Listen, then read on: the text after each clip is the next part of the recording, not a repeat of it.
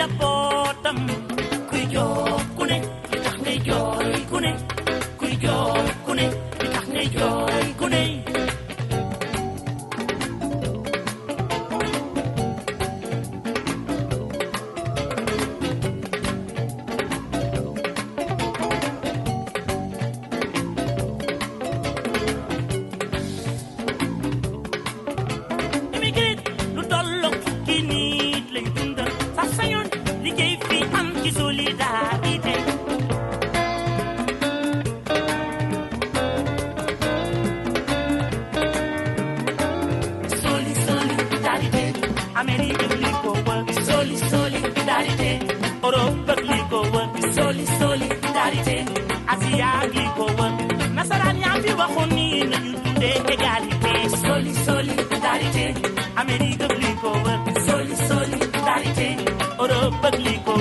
solidarité asiyaat li ko war di man bi ngeen dëkkee waaye jaaraama waaye doyul waaw solidarité Amérique li ko war solidarité Europe li ko war solidarité asiyaat li ko war seen politique yu jàppe yi bu leen ko wéer sama leen solidarité Amérique li ko war solidarité Europe li ko war solidarité asalaamaaleykum wa rahmatullahi taala wa barakatuhu mbokki diaspora italienne mbokki sénégalais yi dund ci diaspora bi yëpp ak fu waay man di nekk man la Babacar Kébé rajo Diaspora Vision ñi ngi leen di nuyu yéen ñëpp kenn ku nekk sa tur ak sa sant te di leen ziyaara ci àjjuma ji di leen wax juma mubarak ñi ngi nuyu mboolem auditeur auditrice boo xam ni yaa ngi safoo rajo Diaspora Vision ak foo man di nekk ci àdduna yi fasantikoo yi di nuyu Augustin Faye di nuyu itam Alaaji Gàppu ñu ngi nuyu mbooleem koo xam ni staff rajo Diaspora Vision nga nekk ak foo waay man di nekk mbokk yi ñëw ak yéen ci seen émission bi ñu leen diggoon tey nag ñi si am comme invité suñu grand di suñu xarit di Moustapha Diagne bokk ci parti bi nga xam ni moom la ñuy wooye MPR les serviteurs tey nag ñu amal émission spéciale boo xam ni fas yéene waxtaanee lii nga xam ni moom la ñuy génn te ñu nekk ci ba léegi sax pareeguñu mais élection législative yi ci li nga xam ne nii moo ci xew ak ci li nga xam ne nii fa la toll ci guerre bi nga xam ni moom la opposition bi ak nga xam ne nii moo nekk au pouvoir Macky Sall ci guerre de chiffres yi ko gars yi tuddee tey nag ñu am ci invité sëñ Moustapha Diagne ñu fas yéene waxtaanee ci lépp loo xam ne mi ngi aajowoo ci li nga xam ne mooy élection yi génn bu ñu paree nag dañ ubbi antenne bi fépp fu waaye mën di nekk di safoo rajo Diaspora Vision ñi ubbi nga wax sa xalaat ci li nga xam ne nii moom nga xalaat ci li nga xam ne mooy élection yi ak li nga xam ne yëpp moo ci aju ak fi nga xam ne mooy li nga xam ne mooy résultat provisoire yi nga xam ne génn gum na kenn ku nekk inspiré wu li nga xam ne mooy sa xalaat kon sëñ Moustapha ñu ngi lay dalal ci rajo Diaspora Vision salaamaaleykum wa rahmatullahi taala wa barakatu. waaleykum salaam wa rahmatullah Sëriñ Babacar ñu ngi lay ziar lu bëree bëri di ziare ñëpp ñi nga bokkal liggéey bi di am mbégte rek di ñëw di yëkkati kàddu ci rajo Diaspora Vision di ñaan it wax dëgg yàlla lépp luñ fi yëkkati muy njëriñ ci askan wi di nuyu ñëpp ñi nga xamante ne ñu ngi ñuy déglu fii ci Italie wala bañ a nekk Sénégal ak ci àdduna bi yëpp ñu ngi leen di ziar ku ci nekk tur ak sant di leen baalu àq ci at mu bees bi ñu jëm waaye aussi di remercier particulièrement waa Brescia ci seen taxawaay ci li nga xamante ni weesu nañ ci ak gis-gis bi nga xamante ni ak confiance bi ñu amoon ci man vraiment ma leen di remercier baax a baax nga permettre nag moo profité ci loolu di élection yi jàllee ba léegi quand même te bi mooy première rencontre bi ma am donc du ma def lu jaajëfal leen di leen remercier bu baax a baax yooyu di la remercier bu baax kii bi mais quand même nga permettre ma tuuti ma indi benn précision alors les serviteurs MPR c'est une coalition mais ñun on a un mouvement qui s'appelle seulement les serviteurs donc FPR mooy parti bi nga xamante ni dafa ñëw ñu ànd ak moom ci élection législative donc loolu laa bëggoon a préciser jërëjëf. jërëjëf sëñ Moustapha ci leeral yu am solo yooyu di la jaajëfal bu baax ci dugg si bi di wax ni tey rajo Diaspora Vision ak seeni auditeurs auditrices bi ñu bëggoon a xam Moustapha Diagne mooy kan lan nga ñuy wax. en fait Moustapha moom benn ndongalu xeebu la rek bu nekk ci askan wi nga xamante ni léppam daf ko jël teg ko ci askan wi pour liggéey ci politique bi wala ci lii laa commencé mais ci association yi depuis école sax mun naa ne école primaire laa commencé nekk ci demee nii yàlla def ñu génn foofu ba ñëw ci réew mi musuñu see waaj donc dañuy wax ni nattu la boo xamante ni suñu borom moo ñu ko teg donc loolu daal laa mën a wax ci Moustapha di koo xamante ni gëm na Serigne Touba di jullit waaye ci buntu boobu it muy koo xamante ni dafa gëm Serigne Bara Mbacké bu ci boobu gannaaw loolu ndaw su xeebu la daal wax dëgg yàlla nekk ci biir mbooloo mi jàpp rek ndax it àdduna moom dama jàpp ni boo fi ñëwee rek da ngaa war a def dara ndax ëllëg te nag dañuy bokk ci ñi nga xamante ni dañuy bëgg bu ëllëgee bu ñu wàññee ko yàlla na yeex wax dëgg yàlla mbooloo mi xam ni manqué nañ donc moo tax it ñuy ñaan suñu borom saa suñu xëyee nekk ci askan wi di leen taxaw lépp lu ñu mën nag suba ba ngoon amuñu heure bu ñuy fay suñu téléphone wala amuñu heure boo xamante ni la ñuy wuyu wala du wuyu donc ñu ngi ci sant yàlla bu baax a baax ci loolu bi ñu mayee maanaam yëg-yëg yoogu ba ñu mën a defal njaboot bi parce que dañ naan nit ki moom suñu borom loo ko mën di fay na nga ko def njabootam donc muy askan wi donc askan wi daal moo ñu intéressé bi ñu xàmmee ba léegi aussi ci la nekk donc voilà en gros daal loolu laa mën a wax. jërëjëf sëñ Moustapha ci réponse bu am solo boobu macha allah di wane rek mun nañ la tuddee les serviteurs comme ni nga ko wootee ni nga ko tuddee. serviteur du peuple di servir nga xam ne mooy askan macha allah tey Moustapha il faut ñu tàbbi rek ci si nga xam ne mooy sa jaar-jaaru politique tey bu ñu bëggoon a xam Moustapha Diagne fañ la tàmbalee politique lan nga ñuy wax. waaw xam nga man dama juddu ci famille boo xamante ni c'est une famille socialiste alors am papa doon adjoint au maire Yeumbeul. Premier adjoint au maire nekk ci doonoon aussi syndicaliste au niveau de la synthèse doon adjoint au Madia Diop yàlla def moom mu génn àdduna koy ñaanal yàlla xare ko àjjana ak lépp doo jullit ko fekk ak ña ko fa jot fekk mais man bi ñuy politique intéressé wu ma mais foofu dafa am lu doy waar lu ci amoon moo doon danañ am ay jeunes yoo xam ne ñoo daan ñëw ci kër gi di waxtaan def seen i formation def ay affaire yooyu nag jamono yooyu jeunes yi aussi dañu doon lamenté wu naan pourquoi pas bi di ñu woo ñun te Moustapha ngi ci kër gi waaw bon bu amoon rapport bu muy def ak affaire yooyu mu woo ma mu dindal ko toog mais j'étais pas intéressé mais sama papa waxam moo doon Moustapha bis bu waxtoom jotee dina jóg te kenn du ko yëkkati alors après la chute du parti socialiste donc mun nañ ne genre révolte la wala xaw ma nu mu ko tuddee mais bi parti bi daanoo rek man ci laa ko at politique parce que bon je me disais que ni mbir mi yomb na fi mu nekk nii fi mu mettee nag foofu ngay jógee donc boobu ba léegi aussi wax dëgg yàlla maa ngi ci góorgóorlu ci nat na bi et puis bon voilà quoi foofu daal laa commencé voilà. jërëjëf sëñ Moustapha ci réponse bu am solo boobu ku la dégg xam ni kon ku yàgg parti socialiste nga gannaaw bi nga tàbbi ci fii ci Italie bi nga ñëwee Italie nan nga def ba dugg ci lii nga xam ne mooy parti socialiste bi nga xam ne si nga nekkoon. waaw bon bi ma ñëwee Italie aussi dama def ay recherche pour xam ñan ñoo fi ndax am na ay représentants du parti bon yàlla def na boobu ma gis ci benn waaye bu ñu doon wax Malick Ba moom moo doon coordonnateur du parti socialiste mais quand même mu amoon beneen façon politique boo xamante ni moom il était le seul maanaam dara waru ko alors man ma def samay démarche aussi ba xamante ak moom ñu waxtaan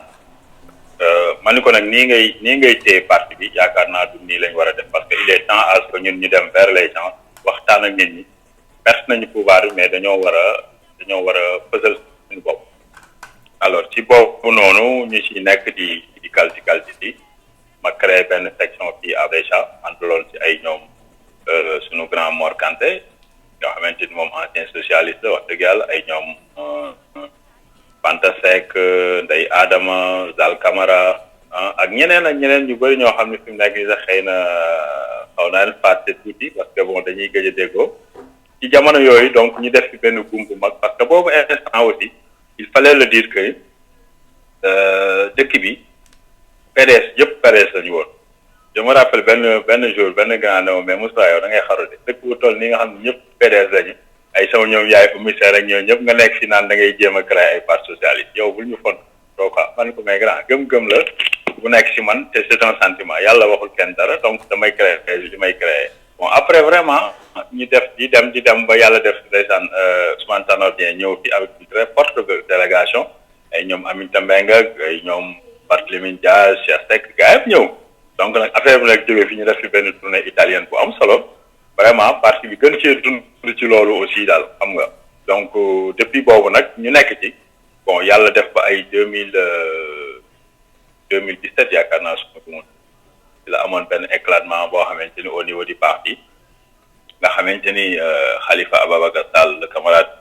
boobu lañ ko sosal ba créer ko ay problème bon man aussi ma gis tam bopp parce que man loo xamante ni du yoon du ma ci dem alors je me suis retiré mais balaa may retiré wu dama woo le président Ousmane Tanor Dieng ndeysaan mu doon nag sama papa doon suma xarit doon suma lépp wax dëgg fa yàlla te it lu bëri ci politique moom moo ma ko doon wax ma am benn wax bu ma retenir si moom mu ne ma Moustapha nit bul soppi ndax nit ñi su ma soppee ndax nit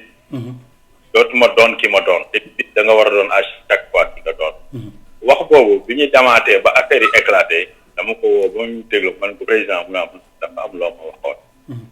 ma répété ko mu ne ko je suis parfaitement d'accord avec toi fais ce que tu veux et je te soutiens donc là ça a été vraiment émouvant après man ma laa génn dem taxaw Sénégal bon nekk ak ñoom avec Khalifa Ababacar Sall ñuy ñafe ba yàlla def ñu génnee ko ci kaso bi et tout donc voilà quoi léegi bi ñëwee ba ci biir nag aussi taxaw Sénégal bon c'était pas organisé ku nekk ngi xëcc fayee ku nekk ngi xëcc fayee léegi mbir mi dem ba jaxasoo kenn xamul kii mooy kii kenn xamul kii mooy kee ñii am na ñoo xam dañoo ñëw du ñu ay socialiste mais ñoom du ñu wax ak socialiste yi ñun ay socialiste lañu Khalifa c'est un socialiste moo tax ñu ñëw ànd ak moom donc y a eu des confusions entre nous am ñoo xamante ne ay indépendant lañu yu ñëw pour jàpp ci lutte bi mais quand même gobewuñu les socialistes bon mu doon différence des tiraillements par-ci par-là mais bon par la suite aussi man ma dem ba ci biir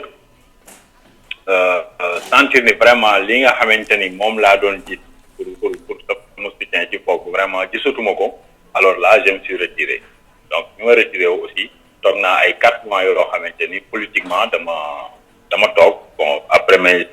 sama démission ci taxaw Sénégal ma toog pendant ay 3 mois ma toogee 3 mois nag j'ai eu les contacts de Pape Djibril te ainsi que bon ma ne ok mu wax ma projet bi mu intéressé ma bon ma dugg ci mais man ku ma waxoon ne ma di nga génn parti socialiste nekk ci leneen wax dëgg yàlla du ma la gëm très sincèrement et je regrette fort parce que ñëpp xam nañu le parti socialiste instant bi sax existé tul et pourtant jeunesse bi nekk ci biti yëpp ñu si yëpp ay socialiste lañ muy une jeunesse perdue boo xamante ni seen ndono dañ leen ko xañ donc voilà ça fait mal mais nag bon xëy na noonu la ko yàlla dogalee daal jaajëf. jërëjëf sëñ Moustapha ci réponse yu am solo yooyu et ba tey dañuy des foofu rek ci li nga xam ne ni mooy Moustapha Diagne ci cadre politique mais sëñ Moustapha dañu gis bu yàggul nga woote fi benn ndaje boobu yaa ngi doon wooye lu mel ni ki taxawalaat seen parti di parti socialiste taxawu Sénégal lan moo waraloon ndaje boobu ak diggante bi gàttaay bi mu gàtt ba nga déggaat ni Moustapha Diagne mi ngi ci les serviteurs loolu lu ko waral. waaw pour préciser encore c'était pas pour le parti socialiste c'était benn sargal bu ñu doon def pour Barthélémy Dias bu mu doonee ñu ko élire maire de Dakar mais ñu ngi ko def samedi lundi balaa bàyyi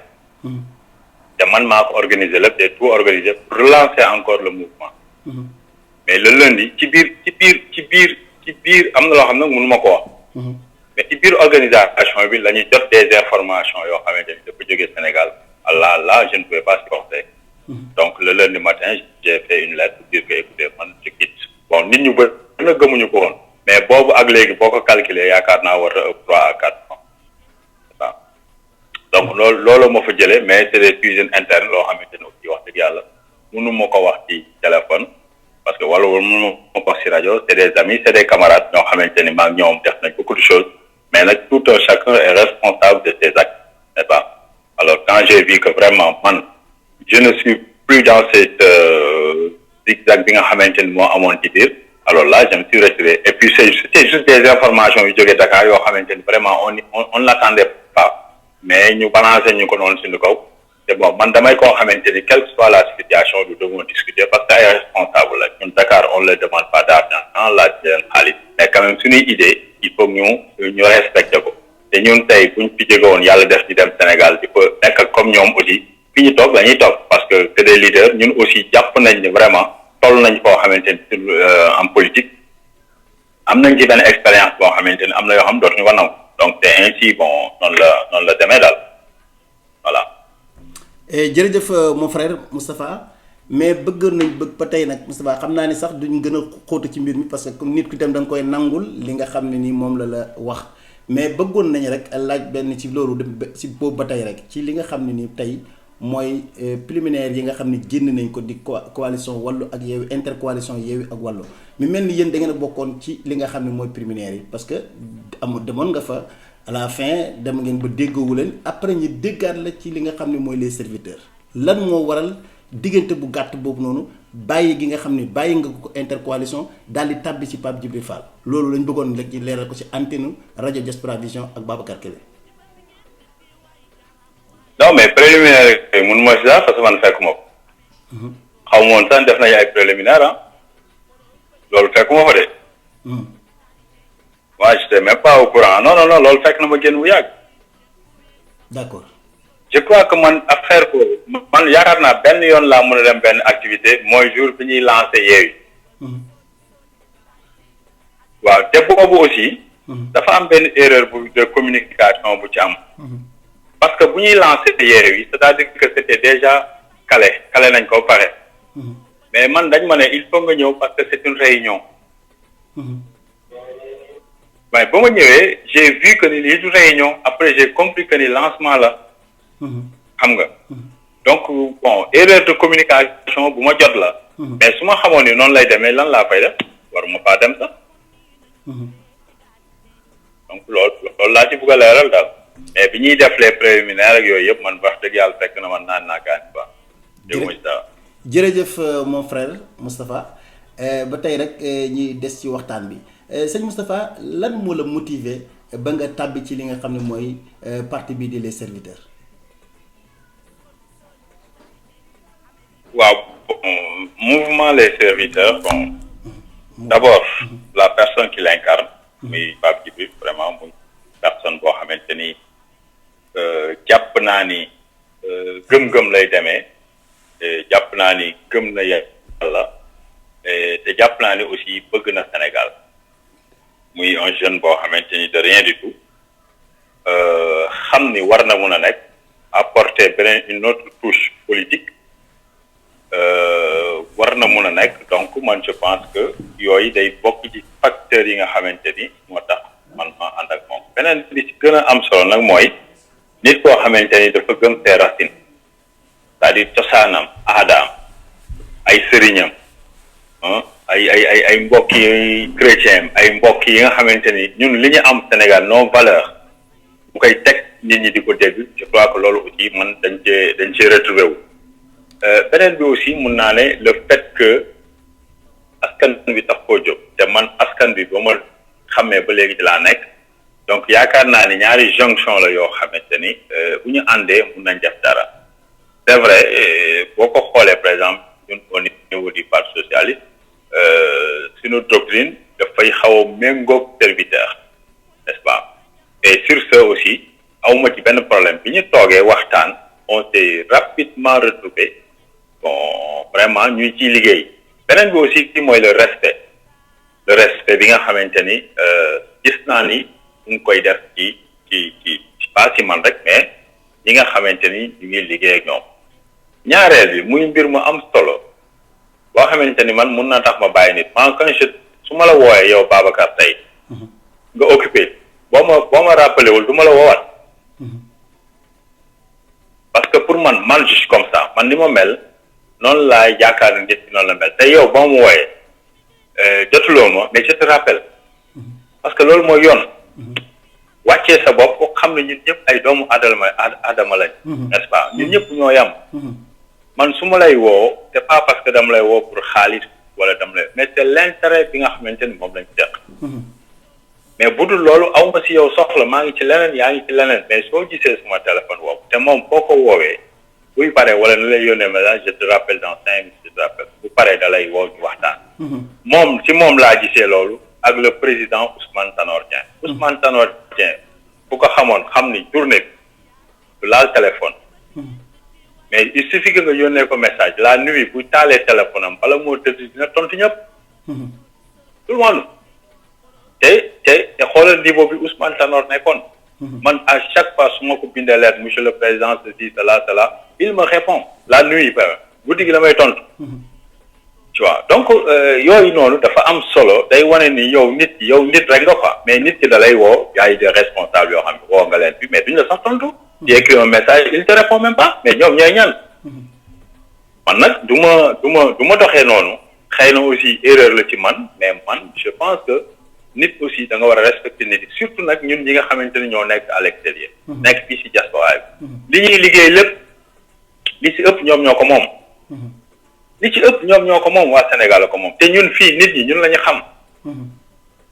donc ñun aussi ñoo war a mun a valoriser suñu bopp ba ñoom ñu respecté ba ñoom bala ñoo décider aussi ñu ñuy laaj suñuy xalaat ak suñu gis-gis ci lépp lu mun a doon parce que ñun dañuy participer tey bu ma fi jógewoon tey di dem beneen réunion quelque part sama xaalis laay jël essence maa koy fay autostrade maay fay autostrade yenn saa yi sax gars yi da ngay ñëw yow en tant que responsable tu sens que yow yaa war a jënd wala yu demee noonu n'est-ce pas mais yooyu yëpp boo ko boolee nag ba pare tu n'as pas des informations yoo xamante ni moom nga war a am en tant que responsable mais ça fait mal wala ngay woo leader bi du la wuyu mais non une fois deux fois moi je ne t'appelle plus donc caractère yooyu vraiment gis naa ni ñoom moom amu ko nit la koo xamante ni des fois sax dañuy déggoo la nuit tardivement dañuy waxtaan même situation yi on discute mu laajal xalaat nga wax ko sa xalaat et puis voilà yaakaar naa ne loolu aussi bon damay wax nag entre guillemets parce que c'est un moment boo xamante ne xëy na bu demee ba pression yi ëpp ci moom dootu ko mun mais bu boobaa aussi man it ma ne nu ma doxee rek donc man yaakaar naa ne daal respect du prochain moom dafa am solo parce que man du ma la woo parce que je sais pas ay kastaate laay wax ak yow non quand je t'appelle c'est un responsable des responsabilités moo tax ma lay woo et je crois que da nga ma war a wuyu soo ma wuyu tu m'envoies un message pour me dire ceci cela wala maa ngi situation mais quand même quand je t'appelle doo ma wuyu après nga gis ko tontu woo ma mais man je t'appelle waaw loolu la quoi parce que aussi il faut se dire Babacar ñun politique dañuy def politique parce que dañu bëgg suñu Sénégal bëgg suñu réew mais quand même néew ñu fi ci ay njuuj njaaj wala ay aspiré ay je ne sais pas quoi xam nga donc loolu daal mooy l'essentiel quoi pour moi. jërëjëf sëñ Moustapha. kaddu yi am na solo te loolu sax nit ku am qualité sax noonu nga war a mel parce que itam nit da nga war a yëg nit ñi loolu lu am solo la muy ay qualité yoo xam ne bu nekkee ci nit vraiment loolu lu jar a seetlu ci doomu aadama la aussi ba tey rek dañuy des ci li nga xam ni mooy lii di mouvement les serviteurs sëñ Moustapha bi ngeen di taxawal mouvement bi fii ci Italie amu leen ci benn jafe-jafe wala yow fekk nga gars yi taxawal mouvement bi pare nga doog ciy ñëw. non alors mouvement bi non fekkuma gars yi taxawal mouvement bi quand même bi ñu ko taxawalee au niveau du Sénégal après dama am coup de fil ak Pape ñu waxtaan ci xamal ko ne que je serais intéressé par le mouvement demee noonu ñu waxee ba pare nag après par la suite mu am yeneen ñoo xamante ne aussi ñu ngi fi intéressé aussi mouvement bi ñu jox leen sama numéro ñu waxtaan di waxtaan dëkk yi par exemple Ravena, El Hadj Cissé, Malick bi nekk Rimini, Henriette, Fatou Guissé, Mourtala Lo, Torino, tu vois, ak ñi nekk waa Brescia soxna ci ma Khoudia Ndiaye, Birima, Adama Nguer. Sëñ Moustapha. Voilà yaa may dégg. allez-y. alors donc voilà ñu mu doon loo xamante ni moom vraiment nit ñu bëri adhéré rapidement ci loo xamante ni bon moom ñoom ñi ko doon def au niveau de Dakar xalaatuñu woon tolluwaay bi dina àgg foofu wala xalaatuñu woon ni dinañ am nit yoo xamante ni dinañ ci mun a participer. donc bu gisee ñoom dañ ko tëjoon sax am mouvement bi dañ ko tëj yamale ko Sénégal ci 8 départements dañ ko yamale. xalaatuñu woon ni diaspora réellement dina ci war a mun a am intérêt wala dinañ ci mun a bokk mais surprise aussi ñoom tu vois donc par la suite aussi ñu réglé fi ay cellules kii yu gaaw moins de 3 mois mais loolu lépp xam naa ni bëgg-bëggu nit ñi la vraiment mu doon lu yéeme lu gaaw loo xamante ni moins de 2-3 mois réglé nañ fi yooyu yëpp quoi xam nga donc ñu si sant yàlla même bu ngeen seetlee si élection yi ñun dëkk yu bëri am nañu ko ñu fa teewal. waaw donc déjà rek maillage boobu ñu def c'est très important. n'est-ce pas mais loolu lépp aussi c'est la qualité de l'homme qui fait ça qualité bi nga xamante nit ñi gis nañ ko ci Pape yaakaar naa ni mooy tax ñoom it ñu bàyyi seen i activités ñëw rejoindre ko et puis des responsables yoo xamante ni dañu nekkoon ci yeneen i mouvement wala yeneen i parti politique bàyyi ñëw rejoindre donc li nga xamante ni mooy idée des serviteurs donc loolu moom dëgg yàlla yéeme na quoi man damay toog moom yàgg man lii moom yëpp ci suñu borom la quoi vraiment gaaw na te macha allah voilà. jërëjëf sëñ Moustapha ci réponse yu am solo yi et sëñ Moustapha ñu gis ni c'est la première fois que lii di mouvement les serviteurs participer ci li nga xam ne mooy ay élection lan moo tax ba yéen fii ci diaspora bi amu leen fi benn candidat boo xam ne ni moo leen fi teewal wala lan moo waral loolu beneen bi ci topp mooy gis nañ ni seen participation aussi itam ci li nga xam ne mooy élection yi ku wax rek te yàlla tax gis nañ ni am na solo lan moo waral seen ñàkk candidat fii. waaw bon xam nga comme li ma la wax ci première question bi mooy que ni ñoom bi ñuy taxawalee serviteur aussi ak niñ ko taxawalee c'était tellement limité xalaatuñu woon ni et puis amuñu woon sax contact yu jëm ci diaspora bi sincèrement donc amuñu contact yaakaar naa ci biir parrainage bi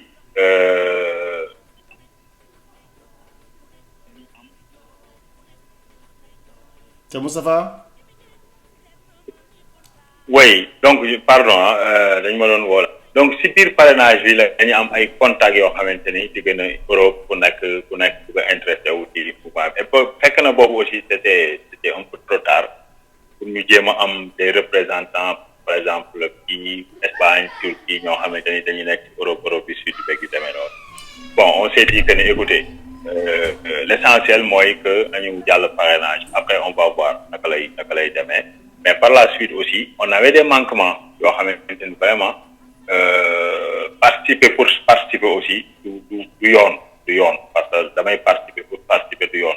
te aussi nit ku nekk aussi da ngay xam lan moo xaj sa gémmiñ n'est-ce pas lan ci biir xaj sa gémmiñ da nga koy xam sinon lool soo lekkee lool rek da ngay fot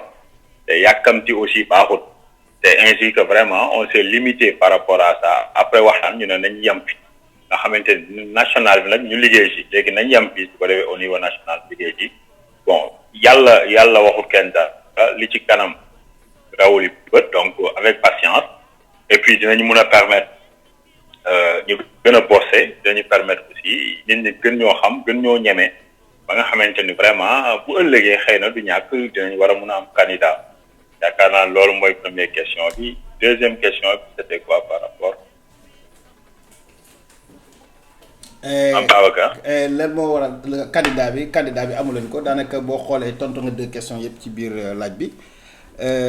dañuy jàlli rek tàbbi ci li nga xam ne mooy waxtaan bi tey sëñ Moustapha gis nga ni dem nañ ci élection yi lii nga xam ne mooy parti au pouvoir di Benno Bokk Yaakaar tey boo gisee lajj bi nga xam ne am nañ ko ci diaspora bi rawatina département Europe du Sud ban jàngat nga mën a am ci loolu.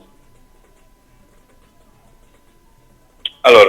Babacar man je pense que lajj boobu même bu ñu defantoon élection yi suba dañuy lajjaat gannaaw suba dañuy lajj gannaawaat suba dañuy lajj parce que politique bi ñu ñoom ñu instauré ci diaspora bi moom moo baaxul moom moo baaxul gis nga diaspora bi ñun soxlaaluñu kenn dara mais li nga xamante ni moo ñu intéressé mooy nga yëg nit ñi yëg boobu nag moom moo amul ci yaakaar naa ci seeni militant wala ñuy tëju ñu ubbee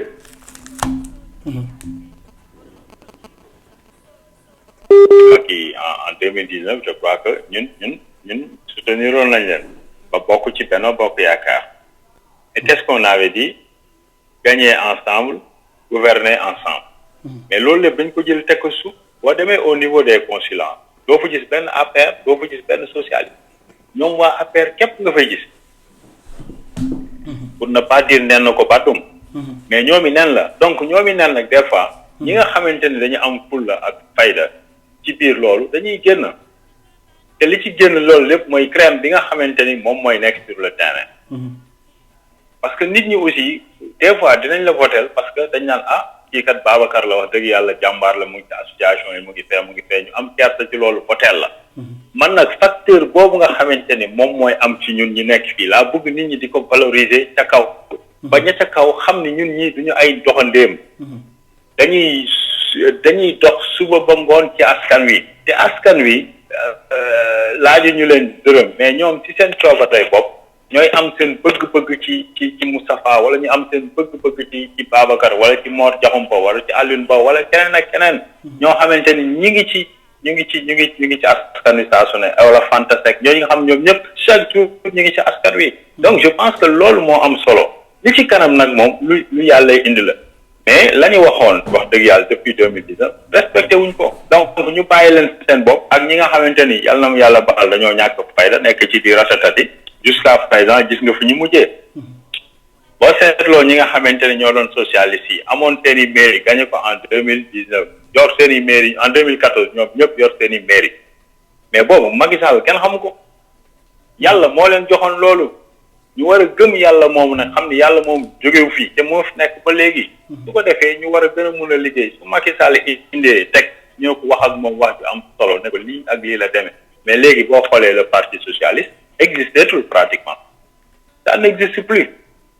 te loolu vraiment ça fait très mal parce que boo xam ni après 2000 dafa toog 10 ans yoo xamante ne au pouvoir waa PDS yéen xam ngeen ci dara ñu taxaw yéen jàmmaarloo bu mat sëkk bu saf mais par la suite bon gars yi chuté doo comprendre qu'est-ce qui s'est passé vraiment donc loolu daal mooy situation. jërëjëf sëñ Moustapha mais ñoom dañoo gis ni Moustapha ñoom dañoo dugal xaalis bu bëri fii Italie xaalis bu bëri ci li nga xam ne dugal nañ ko mais taxul seen amuñu fi dara mais sénégalais yi ñoom ñoo leen baax wala nan la demee parce que man daal xaw na ma jaaxal parce que niñ desee gannaaw ci élection yi nga xam ne mooy département Europe du Sud dafa jéggi dayoo ñi nga xam ne ñoo nekk au pouvoir mais lan moo waral dañoo amul ay leaders yoo xam ne ñoo nekk fii Italie di leen liggéeyal wala ñoom dañoo nekk fii pour lan di wane ne ñi APR lañ bokk te defuñ dara lan moo ko waral wala nit ñi ñoo suul ci Macky Sall. bon alors de toutes les façons gisuma leen ci terrain bi moom. je ne les vois pas boo leen gisee rek événement day am ay 8 juin wala événement màggal je sais pas ñu def délégation ñëw très sincèrement loolu moom gis naa ko alors gannaaw loolu aussi bi élection yi ñëwee gis naa ni def nañ ci ay meeting et autres mais un parti au pouvoir wax dëgg yàlla yaakaar naa ni man li may wax rek battery very low Sall moom fay leen ko xoromam Macky Sall ak luñ ko munti waxal nee naa leen yéen ñi ma ci miinanteel nee naa leen fayoo leen naar bi xoromam parce que Macky Sall def na fi ay nit ñoo xamante ni tekkuñu woon dara xalaatuñu woon sax nit nañ doon li ñu doon tey ñu jox la loolu ba pare boolee ci alal jox la wax la les moyens te mënoo ko teewal ci dëkk bi donc yéen ma mérité woo leen ma ko mën a wax naa leen ko. très sincèrement parce que Macky Sall aussi lim leen defal man gisaguma président bu ko defal ay militants ma. bu fekkee dañuy wax dëgg rek tax dëgg tax gisuma militant bu ko leader bu ñëw président defal ay militants am lu mel noonu bon man boog gisuma ko. beneen bi xaalis bi nga xamante ne jox nañ leen ko muy chiffre bu colossal bu ma dégg. ragal naa ko wax sax parce que gisuma ko tiimuma ko mais dégg naa ñuy wax loolu mais damay ragal mais bu dee loolu lañ leen jox ci alal c'est exagéré c'est exagéré xam nga te mënuloo am sax lu baax mais loolu man su ma ci nekkoon man je démissionne damay bàyyi parce que gàcce googu man xajoo ma ko. yow tu me donnes tous les moyens mais mënuma fexe ba nga gagner donc ce qui veut dire que ni affaire bi c'est pas un problème d'argent mais c'est un problème d'idée ba pare nit ñi aussi am confiance ak wóolute ci yow loolu rek a fi nekk. am na ko mu ci doon tooñ sax loolu jour naan ko yéen bi ngeen demee bay présenter les élections législatives da ngeen war a dem luye ji ay candidats mais seen candidats yi ngeen yor xam ngeen ni ñii seen quartier bi sax mënuñu fee gagner. mu reete quoi mu ne bàyyi li ngay wax laa ma ne ko non mais dañ dem luye am na ay tête yoo xam ne ñu ngi si dëkk bi ñu ngi si liggéey mais pour les élections mu jaral leen ngeen ñooñu boo leen xel di ngeen am dara mais ñi ngeen def nii man leen quartier bi sax duñ gagné. tu vois donc li am solo mooy quand tu es en politique te politique nit ñee tax ñuy wax parce que politique dafa ànd ak ay échéances. ay élections yu jëm kanam. maintenant man damay politique pour lan pour ñu ne ma Moustapha comme par exemple tey les serviteurs munoon nañ ne ok léegi Moustapha comme yaa ngi foofu dañ lay investir nga def Europe du Sud mais damay bañ parce que techniquement nous n'étions pas prêts mais dem pour dem nag ça n'a pas de sens quand même booy dem da nga koy togg préparer ko ba mu leer na lii kat boo ko yàkkee mu neex mu jur dara mais dem naa parce que man lañ def ci liste bi mais ça ne m'intéresse pas du tout. C'est pas du tout donc affaire yi noonu la war a demee ñoom aussi nag li ma leen di conseiller mooy. nañu jóg dugg ci nit ñi wax ak nit ñi jéem a fexe par leurs propres idées des moyens yoo xamante ne aussi nit ñi dinañ am envie vraiment jëm tuuti vers le président Macky Sall et puis di ko conseiller di wax ak le président Macky Sall ut benn interlocuteur boo xamante ne parce que dañuy non seulement Europe du Sud mais ni ñu perte diaspora aussi dafa ñaaw parce que diaspora c'est pas que ñoom ñun xaalis boobu ñu fi dugal mais ci ñoom la yem est-ce que campagne nañ parce que dégg naa ci coow yu bëree est-ce que ñoom séddewuñ ko toog jàpp seen ñaam te même xaalis boobu bu ñu ko jëloon jox ko askan wi aussi askan wi daf koy coob ba pare toog parce que c'est pas l'argent là mooy tax ñu lay voter wala bañ la voter mais ce sont tes idées ta personne ak li nga xamante ni moom ngay incarner li ngay liggéeyal nit ñi li nga xamante ni moom ngay proposer nit ñi yaakaar naa loolu mooy tax ñu lay voter mais pas xaalis boo ma jox tey ma jël benn 10 000 francs après ma dem voter mais loolu amatul fenn même au Sénégal gars yi dañuy jël xaalis bi toog jàpp seen ñàmm parce que seen xaalis la donc ku ciy def aussi xamal ni yaa ngi ci erreur donc ça moom c'est sûr. jërëjëf loolu la daal. jërëjëf sëñ Moustapha ci réponse yu am solo yooyu tey bu ñu la bëggoon a wax laaj ci li nga xam ne mooy intercoalition Yewwi ak Wallu ci li nga xam ne lañ liggéey ci seen campagne ba am taux bi nga xam ne am nañ ko ci électoral li nga xam ne mooy département Europe du Sud lan nga ñuy wax ci loolu. bon alors xam nga dafay am loo xamante ni moom. bu ñëwee ci jamono. da ngay nangu rek xam ni yàlla buur bi moo doxalee kenn mënu ci dara. nit ku nekk nag say moment. moment yi dafa nekk moment Yewwi wax dëgg yàlla Yewwi laay wax sax en premier. parce que yàlla may na leen koo xamante ni wax dëgg yàlla askan wi jox nañ ko bopp jox nañ ko xel mag ñi ndaw ñi ñëpp. wax dëgg yàlla ñu ngi koy ñaanal yàlla gën ko dëgëral li mu bëgg yëpp am ko bu fekkee moo gën Sénégal donc mu jaar fi am ay jaar yoo xamante ni jaar yu am solo yoo xamante ni nit ñëpp wax dëgg yàlla jox ko bopp beneen phase bi aussi muy ki nga xamante ni yaakaar naa présenté ko sax ci perd son temps suñu kilifa suñu maam Abdoulaye Wade macha allah yàlla may ko mu xarañ lool te di koo xamante ne aussi vraiment dañ koy tiitaroo tax dafa liggéey Sénégal lu bëree def ci démocratie bi du yaatu lool wax dëgg yàlla donc ñaar ñooñu bu ñu dajee muy mag mi ak gone gi yaakaar naa bu gone gi dégloo mag mi rek catastrophe dina am ci yeneen parti n'est-ce pas parce que expérience am na fële aussi doole jàng fa envie de faire bëgg a def am na donc ñaar yooyu bu ñu leen jaxasee yaakaar naa ni doole ju kenn dul attan la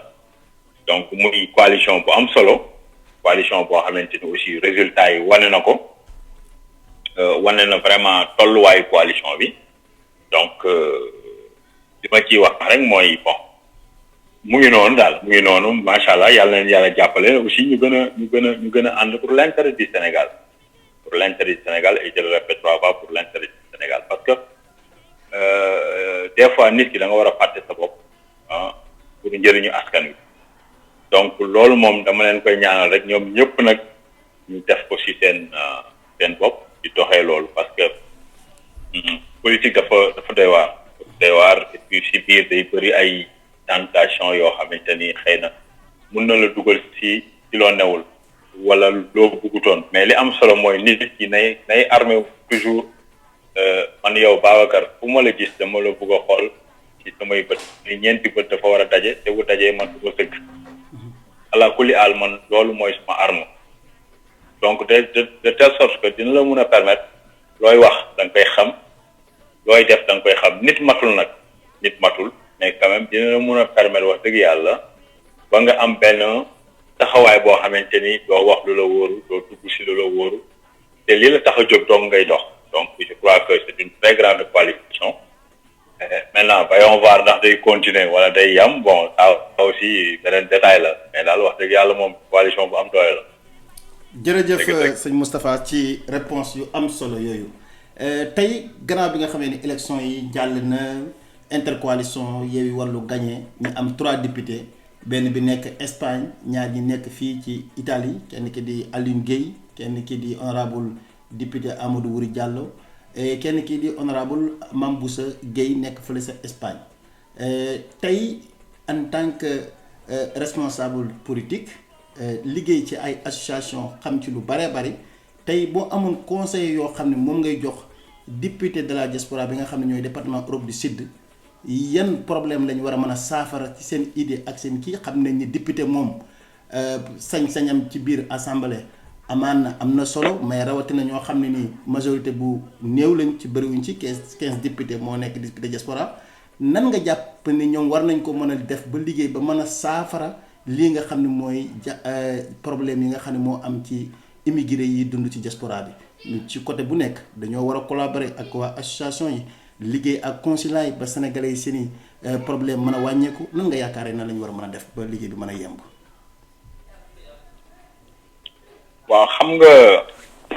d'abord ma leen di wax rek bonne chance vraiment muy le grand Aliou Guèye ak Amadou Wuri Diallo ak soxna Mame Boussa bu Espagne vraiment di leen ñaanal yàlla suñu borom defal leen tawfeex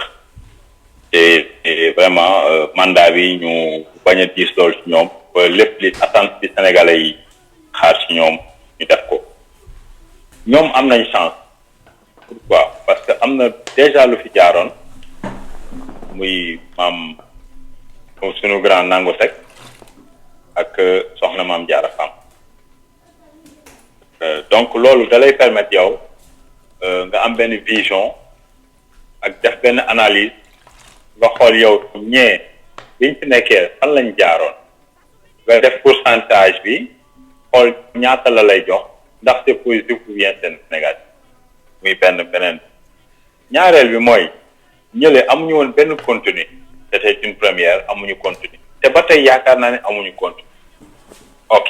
donc man sama gis-gis ci les députés de la diaspora parce que ñun suñuy problème bi ci ëpp fii la du Sénégal ñun suñuy problème parce que fii lañ dëkk suñuy dooma fi nekk di jàng école nekk fekk suñuy soxna ñu nekk fekk suñuy mag suñuy maam ñoo xam dañuy retraité ñu nekk fekk ñoo xamante ni dañoo feebar te loolu dëkk Italie moo leen yor mais pas Sénégal moo leen yor léegi qu'est-ce qu'il faut faire par rapport à ça dem Sénégal ay plénière c'est bien beau di dem être présent au Sénégal c'est très bien beau mais man li ma gis man sama gis-gis mooy loi yi nga xamante ni tey moom lañ ñuy teg ñun opéra yi par exemple ci l'opéra yi loi yi nga xam ne moom la ñuy teg syndicaliste ci xeex li nga xamante ni dañuy def par exemple ci booy déposer ay permis de séjour na tempo bi muy jël xaalis bi nga xamante ni yaa ngi koy def ci timbre yi ngay war a jënd ak yu demee noonu muy benn ci yi nga xamante ni xëy na ñoom bu ñu defee le contraire c'est-à-dire au lieu que ñuy dem Sénégal de plus mais ñu ñëw fii am contact ak ñi nga xamante ne ñooy député yi nga xamante ne ñoo nekk fii député des partis yi nga xamante ne ñoo fi nekk mu ay PD ay xam nga Cinque Stelle Salvini Lega dem toog ak ñoom créer des rencontres avec ces députés xamal leen yu bëri yoo xamante ni ñun mooy suñu situation yaakaar naa ne loolu dina mun a permettre ëllëg ñooñu bu ñu demee foofu bu ñu demee tribunal dinañ leen mun a permettre quand même ñu défendre ñun les immigrés fii mais am na loo xam ne boo ko proposé au niveau du Sénégal aussi c'est minimum mais Sénégal mënu ko régler parce que ñii ñoom seeni loi bu ñu koy def dañuy tëju maintenant yow tëju boobu nag boo ci amee ñaar ñetti député yenn saa yi ngeen def benn rencontre ngeen nekk en conférence ngeen waxtaan xamal leen les situations lii ñuy wax par exemple use politique nga xamante ni xale yu fi juddoo waroon am ay nationalité ak yooyu xam nga loolu du Sénégal lañ koy régler ni fii lañ koy régler n'est-ce pas donc yooyu aussi dafay doon ay mbir yoo xamante man je vois plus man le député fii laa ko gën a gis que au Sénégal par exemple bu ñu demee au Sénégal mun nañu wax par exemple léegi sur les logements yi nga xamante ni par exemple war nañ ko mën a ubbi bil immigré yi war nañ mën a gis ci financement yi nga xamante ni dañuy jox ay financement ne Europe la jëm mais ñi koy utiliser ñu nga Sénégal loolu aussi beneen affaire la de plus ma leen di wax aussi ONG yi nga xamante ni dañoo nekk fii du ma cité tur mais di liggéey pour le retour des Sénégalais nañ ko dem saytu ji nañ ko saytu du début à la fin parce que dafa bëri ay ONG yoo xamante ni ñu ngi fi mais lekk xaalis doo nga leen fañal ak dem vacances waaw donc loolu aussi loo xamante ni seen rôle la ñu xool saytu projet yooyu fan la toll ak nakal dem fexe aussi ba nga xamante ni buñ ne rek ñun ay opposants lañu d'accord mais fi mu nekk ni kaddu peuple bi ñor kaddu diaspora bi yëpp lañ yor fépp koo xamante ni intérêt diaspora mu nga fa dañ faa war a dem teew xool du début jusqu'à la fin lan la fa diaspora bi mun a am au moins ñoom ñu apporter quelque chose beneen mbir bi aussi par exemple les billets de vacances yi nga xamante ni Air Sénégal mais jéem a négocier ak ñoom ba nga xamante au moment des vacances quand même ñu jéem a réduire les tickets ba nga xamante ni xale yi fii dañu mën a dem vacances donc ça aussi c'est des trucs yoo xamante ni bon am na yu bëri yoo xamante ni war nañ ci mën a def mais ñoom li ñu war a def aussi mooy dem au niveau ut benn collège boo xamante ni bañ a tànn ci parti bee la wala KPL la mais ñu ut collège boo xamante ni dina leen permettre ñuy def ay rencontres mais bëgguñu député yoo xamante ni bu amee ko faatu ñu ñëw taxaw bu ñu reyee nit ñu ñëw taxaw et puis fa lay yem wala manifestation am na ñu ñëw jël seen banderole jaagar non yooyu ñun bokkuñu ci yooyu c'est-à-dire dañu war a liggéey le travail là ñoom dañ ko war a def dañu war a toog di analyser parce que ñi ngi fi tudd ñëpp yàgg nañ ci askan wi xam nañu réellement ce qui se passe donc nañu dox ci loolu ba nga xamante ni nit ñi dañ sentir ni vraiment am nañ ay député donc je pense que daal pour ne pas être trop long par rapport à ça damay yem foofu mais il y a beaucoup de choses aussi yoo xamante ni war nañ ko mën a wax mais li ma leen di conseiller daal mooy nañu jéem a ut benn collège toog di waxtaan ak collège boobu di informé wu te bañ a yamal seen bopp rek ni ñun député Yewwi Askan Wi lañu wala xaw ma wàllu non député de la diaspora lañ Europe bi sud bi yëpp dañ ko war a couvrir dem fu ne di waxtaan ak nit ñoom fi mu nekk ni tey ñoo am liggéey bi gën a mel ci par donc yaakaar naa daal loolu laa leen di wax di leen ñaanal yàlla nag aussi yàlla jàppaleen may leen xel moo xamante vraiment askanu diaspora dañ xam ne vraiment am nañ suñuy député voilà. jërëjëf sëñ Moustapha ci réponse yu am solo yi xam naa ne ñi ngi déglu rajo bi daañu dégg itam conseil yi nga xam ne jox nga leen ko te daañ ci bàqeel itam te li nga wax itam mooy dëgg diaspora bi moo leen fal waxuñ leen fal leen ba pare ñu dem toog Sénégal déedéet kon loolu itam ñu dañ ci bàqeel bu soobee yàlla te message bi dana jàll incha allah xam naa ne ci kanam tuuti dañuy ubbi ligne bi am na mbokk yoo xam ne ñu ngi bëgg a dugg indi seen contribution ci waxtaan wi waaye bala ñooy yegg foofu rek dañuy dem ci li nga xam ne ni mooy élection yi sëñ Moustapha gis nga ni élection yi jàll na joxe nañ résultat provisoire boo xam ni Sénégalais yi am na ñu bari ñoo xam ni métti na leen parce que jàppe woon ni vraiment Benno Bokk Yaakaar li ñu am waruñ ko mën a am ñu dem ci lu tolloog ay 42 députés li nga xam ne mooy intercoalition Yewwi Wallu ñu jox leen 80 yi parti yi des seen parti les serviteurs am seen mouvement MPR coalition bi am benn Bokk Gis-Gis am benn Aar Sénégal di Thierno Alassane Sall am benn mu nekk séddale boo xam ni ku ko xool ci xel day xaw a téye xel nan nga gisee loolu ak itam aussi Macky Sall est-ce que nekkul di préparer pour jël ci kenn ci ñi nga xam ne mooy opposition bi dugal leen ci biir pour mu am majorité assemblée nationale li nga xam ni moo doon xeexu opposition yi mu ñu xañ ko moom mu créé ba fexe ba am loolu beneen bi ci topp ñu boole ko mu nekk 2 questions yéen nit ñaa ngi leen di tuumaal seen parti yéen ñi nga xam ne yéen seen mouvement seen coalition seen njiit Pape Djibril ñu bari ñu ngi wax ne Pape Djibril pro Macky Sall la Macky Sall lay liggéeyal wala demee noonu bëgg nañ tam profité ci antenne bi nga leeralal ñu gannaaw ba nga waxee ci li nga xam ne mooy élection yi wala nga jiital ko boo si jiital rek baax na jërëjëf. waaw non attends c'est-à-dire que Babacar question moom dama la koy delloowaat. muy deuxième question bi que ni ñun ay pro Macky Sall lañu loolu lañu wax. te damay laaj loolu lañu wax n'est-ce pas. non ñu ngi koy lam-lame ñu ngi koy wax Pape Djibril Macky Sall la fi nekkal. non amul lam-lame dañ ko wax mu leer ay kilifa ñoo toog wax ko mu leer. voilà léegi nag wax day leer ñi profité ci antenne bi pour nga leeralal ñu. waaw mais ñoom ñi ko wax tey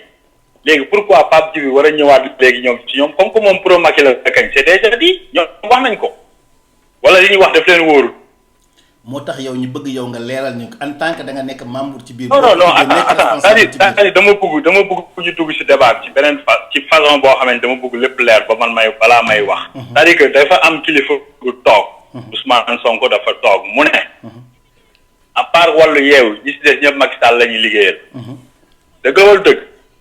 maa ngi dégg waaw. maa ngi dégg. ok waaw léegi bu fekkee ñëpp Macky Sall la ñuy liggéey bon kañ tey ñoom am nañu problème. pourquoi léegi ñuy wax ci ñooñu te ñoo ne Macky Sall lañ nekkal kon ngañ c'est fini le débat est clos tëj na débat bi mais loolu xam nga lu ma ciy wax mooy manque de connaissance en politique. bu ñu la ji micro rek ngay ratatati di wax ça ne se fait pas. waa Pastef ñu lay déglu nag dégg nga. kenn du ko def. non j'ai pas peur de waa Pastef. j'ai pas peur man kuy nooyi ragaluma la. allez-y. et je te dis dama lay wax benn instant. gis nga à l'instant où Ousmane Sonko mu ngi doon wax loolu jamono jooju ñun ñu ngi doon fii à Brescia di cotiser ak ay Ravena di yónnante xaalis pour gars yi mun a continuer seen campagne. et ça daf ma métti. daf ma métti parce que man surprise la ci man un gars. comme Ousmane Sonko qui aspire à être le président du Sénégal. war a am xam-xam ne ëllëg kat ñii quel que soit alpha damay dajeeg ñoom te damaa bëgg ñu ànd. donc yoon bi doon na oyof trop bu loolu génn woon mun nañ ko wax loo keneen mais pas moom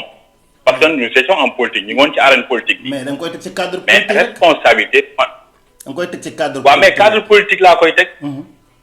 non cadre politique laa koy teg mais cadre politique dafa am loo xamante ni ku nekk ak la nga war a wax. am na fu ñu tollee moom man tey man sama jëmu ji xeebu ji rek am na loo xamante ne tey du ma ko yëkkati mukk di ko wax ci politique xalaatuma ko. asama ak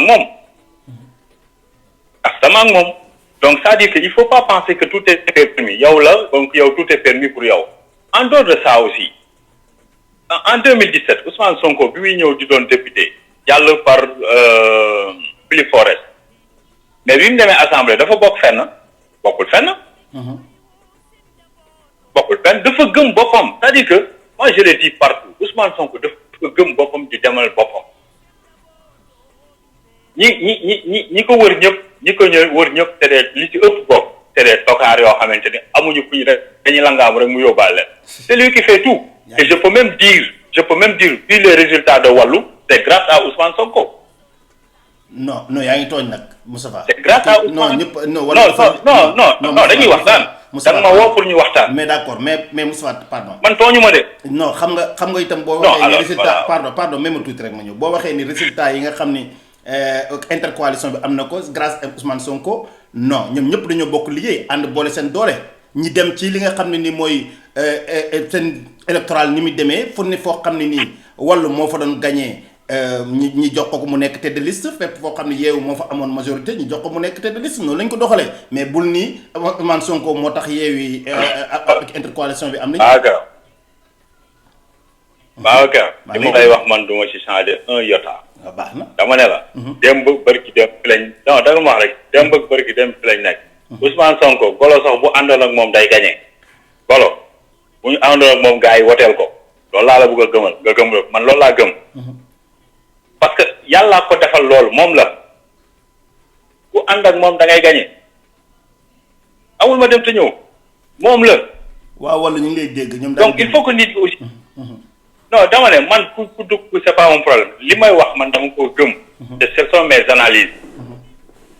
n'est-ce pas nëbbutuuma di wax man ku ma xam-xam ni du ma nëbbutu di wax damay wax li ma gëm. et à haute voix laa koy waxee. et à haute voix laa koy waxee dama ne Ousmane Sonko bu ñu jëloon ab segg wala golo mu sóor ko mu dem campagne day gagner il va gagner parce que Sonko la àndal nature bi ci boppam moom moo ko yàlla moo ko dëxëñal ba mu mel noonu teg ko ci loxo dañ ko nangul mais nag loolu du tey aussi man personnellement ma am sama vision ak suma gis-gis ni mu ko amee man noonu laa ko amee donc damay doxal sama bos mais boo ma nee yow boo ñëwut ci man mais yow yaay kan boo may ñëw ci yow sa gëm-gëm nga am je suis d'accord avec toi je respecte tes engagements je respecte ta volonté mais nag aussi de l'autre côté il faut respecter la volonté de l'autre et la pensée de l'autre mais boo nekkul ci man nag yow tu es un traître mais ça c'est grave quand même ça c'est grave Sénégal waruñu toll foofu man si je ne suis pas dans Yewwi man baaxuma yéen waa Yewwi yéen a baax mais fu ngeen ko teg fan lañ ko teg te l'histoire est là ah l'histoire est là donc am na yoo xamante ni aussi bu ko leader di wax da nga war a xoolaat bu baax li ngay wax alors donc loolu laa doon wax léegi yow nee nga dañuy yaakaar ci ñun non ñun yaakaar ñun wax nañ ñu ko ba pare mais man maa yaakaar ci yéen man personnellement maa am yaakaar ni dina am ñu jóge ci yéen dem seeti Macky Sall parce que c'est la famille yéen mooy ñan man Babacar ngay waxal animateur rajo Diaspora Vision ñan ngay wax. waa PDS Babacar man wax maa yow man je parle. de Wallu sur une question que tu m'as posée. non attends. non dama dégg nga ni non yéen bàyyi ma rek ma ñëw c'est-à-dire que. non taxaw rek non yéen quand je dis yéen. mooy la coalition. cette coalition Wallu Yewwi. coalition boobu laay wax. parce que yéen da ngeen def seen analyse. ne ma ñëpp nee nañu yéen da ngeen def ci Macky Sall. ça fait rire ça fait vraiment rire. Moustapha bul yéen man toogalu ma fi. allo ma ne bul ni yéen. man toogalu ma fi kenn. waxal question bi laa wax coalition Wallu boo ni yéen. kuy non déglu non pardon boo ni yéen kuy déglu day jàpp ni Babacar Kébé moom Wallu la bokk. ok Babacar Kébé animateur. ok alors léegi ok. je reformule ma question. ok alors yow da nga ne ma. nit ñi nee nañu leer na yéen seen leader dafay pion Macky Sall et j'ai expliqué une chose après may la mais su fekkee loolu la kay jarul ñuy ciy xalaat parce que c'est déjà un acquis dem na ci Macky Sall c'est déjà ok bon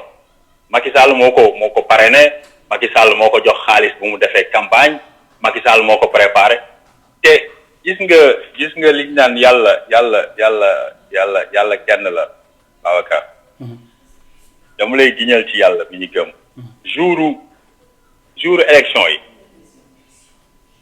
jour élection maître ma jóge sama kër dem ci centre de vote bi dafa am benn waay ju audio fuité maanaam audio moo ñëw ci man audio ba da ci doon waxtaan ak ay doomam yu ko woo ne ko ñun kat waa kër gi yëpp ak waa café gi fi ñuy naanee café ñëpp Pape Djibril la ñuy woteel te ki ma la kilifa la mu leen di tontu mu ne leen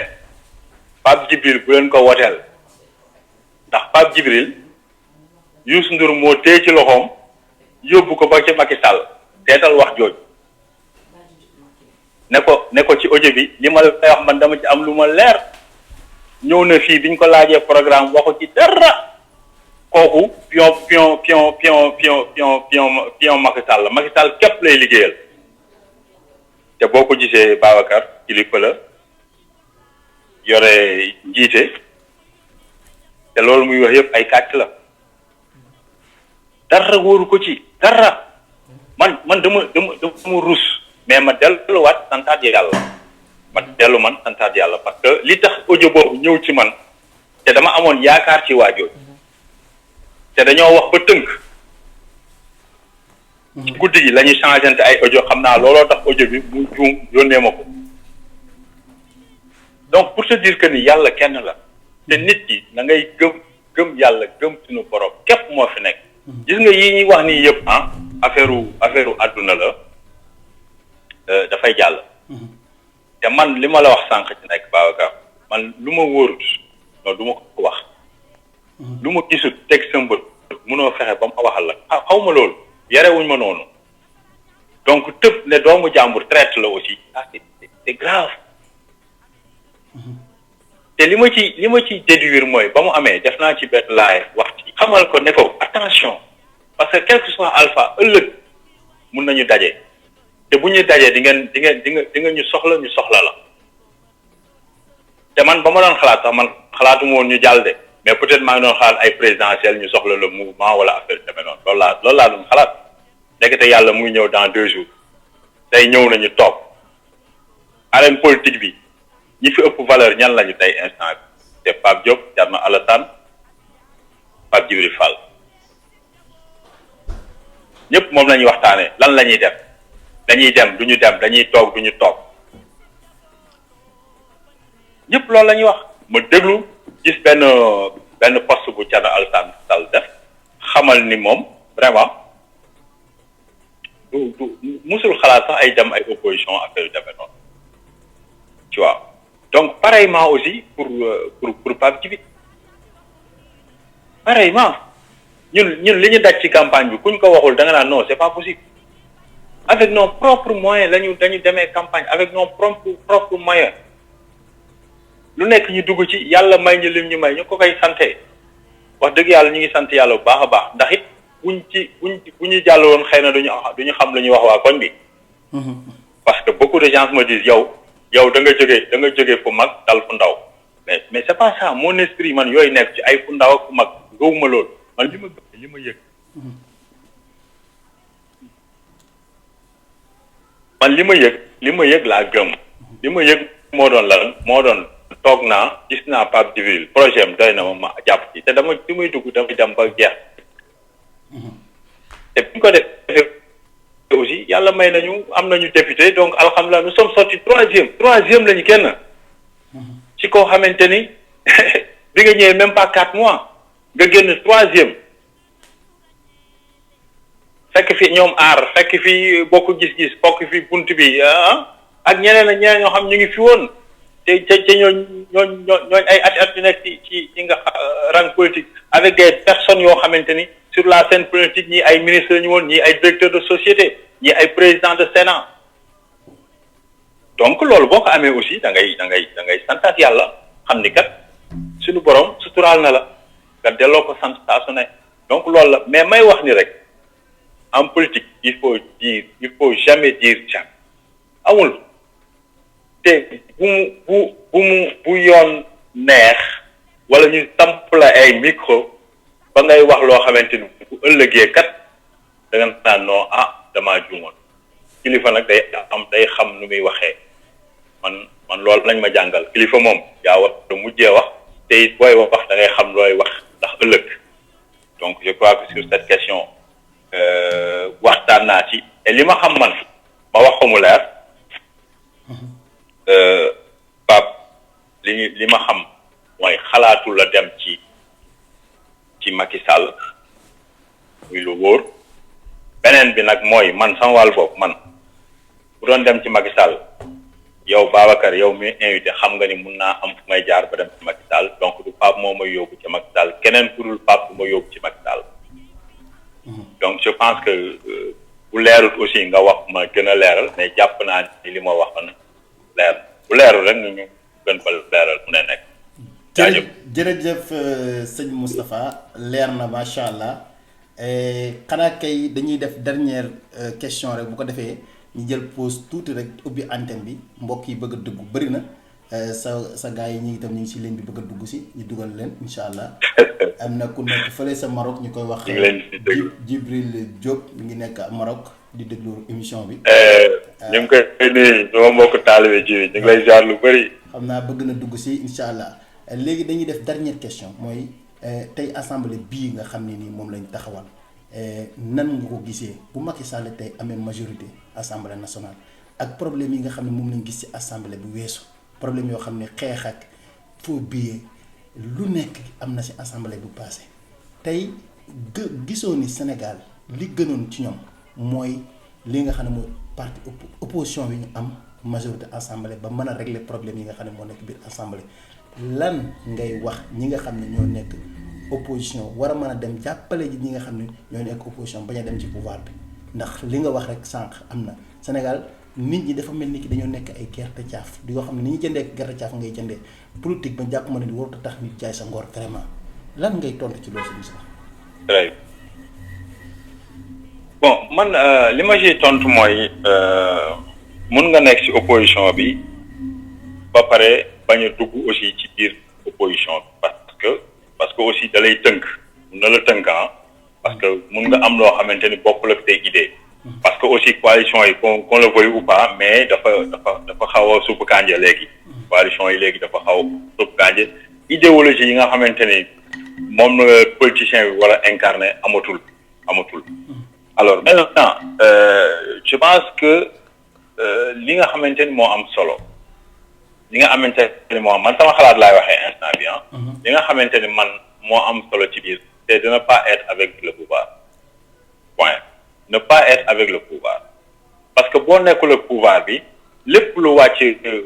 assemblée quand même dina favorable à l'opposition parce que gis nañu fi des députés yoo xamante ni aussi def nañu seen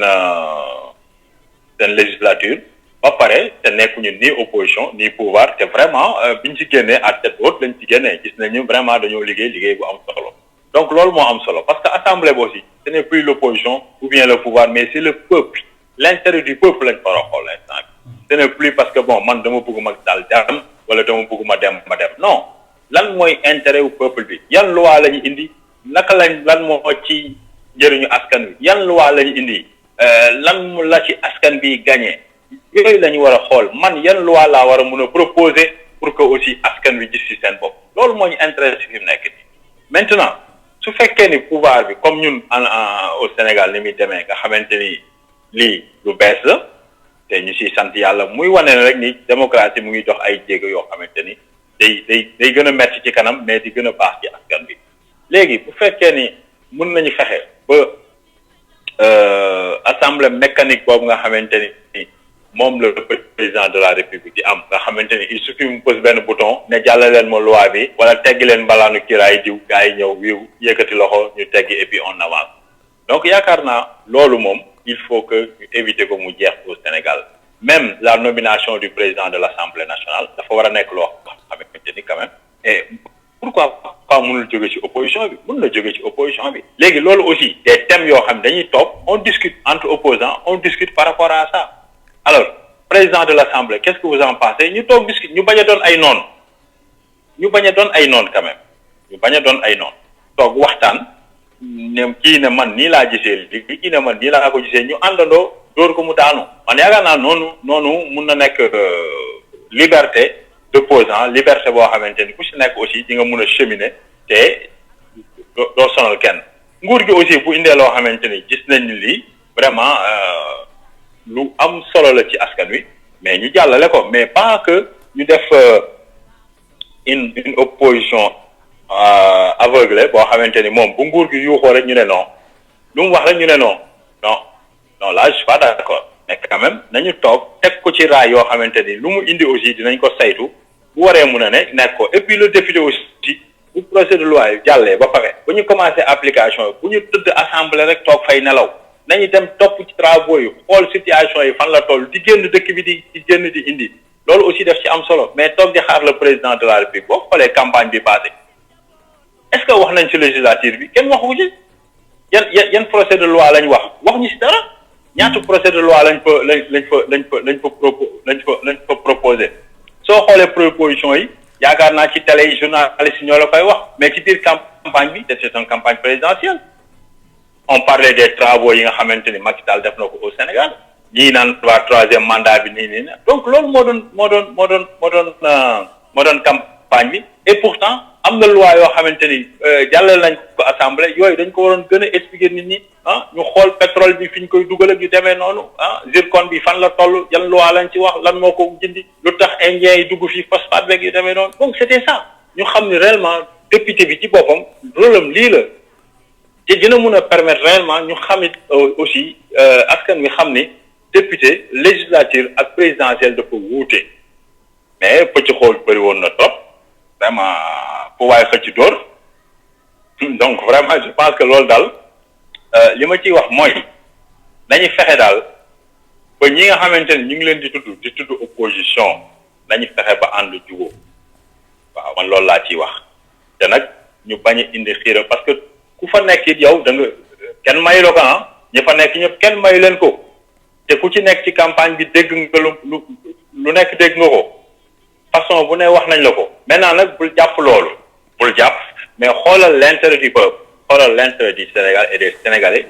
nga xool yu bëri nga bàyyi mu jàll et puis bon yàlla may ñu ndam ba ñu am législature boo xamante ni wax dëgg yàlla dinañ ne alhamdulilah que ñuy ñëw nañ fi et je pense que ñi ma ciy dégg aussi ñi may dégg ci député yu bees yi xel moom dal na ci maintenant jonction bi war a am bi pouvoir bi war a créer foofu le problème bi nekk nii parce que je sais que ni les démarches commencé nañ ko proposition yi commencé nañ ko maintenant il faut voir kan mooy cédé loolu donc ku ñuy jiiñ mën na ko yëg olof di wax sax ku ñuy jiiñ dëmm ngay seeñoo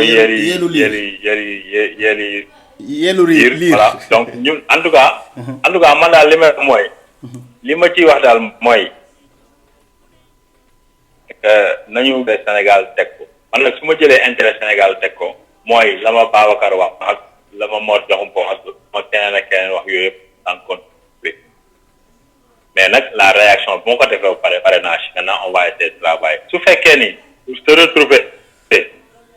compact moom mooy l'intérêt ils ont l'expérience xam nañ ko def bu fekkee ni man ma nekk fi ma nekk yow nga nekk fi nga nekk mais on travaille ensemble pour l'intérêt Sénégal nañ ko def mais li bon mooy jóg dem ci gouvernement bi loolu daal laa xam ne moom nañ ko éviter moom waaw quelle que soit l'affaire la situation il faut éviter ça parce que ku ko def rek doo gor ak lu ñu la munti joxe doo gor waaw jërëjëf man je sais que allez-y ku mu munti doon ak ku mu munti doon doo gor waaw jërëjëf sëñ Moustapha macha allah réponse waaw parce que boo seetloo aussi askan wi dañoo